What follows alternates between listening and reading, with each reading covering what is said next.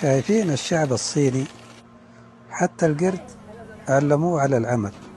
شايفين كيف كارفينه المسكين وخالدينه يشتغل، مرسلين سوق الخضار يشتري لهم خضار.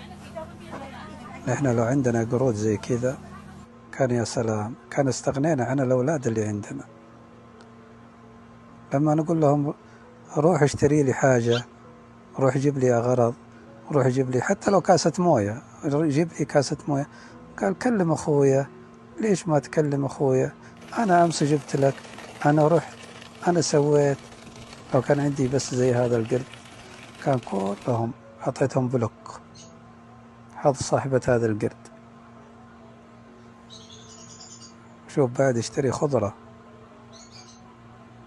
ونشيط. اللي عجبني فيه إنه لابس الطاقية هذه ما تطيح من فوق راسه. شوفوا تقول إنه واحد حقيقي رجال ولا ولد. شوف كيف يسحب في العربية، يعني متفاعل وما شاء الله بيشتغل من قلبه ونشيط. وداها للبيت الآن.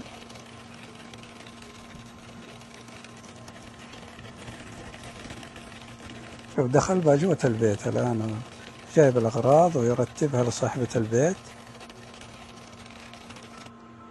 هي بس تجي على الجاهز، تاخذ أغراضها وتاخذ خضارها، وعند اللي يخدمها يروح السوق. أشوف الطاقية شالها، شوف جت من المزرعة مدري من العمل، عاملة الجاروف حقها.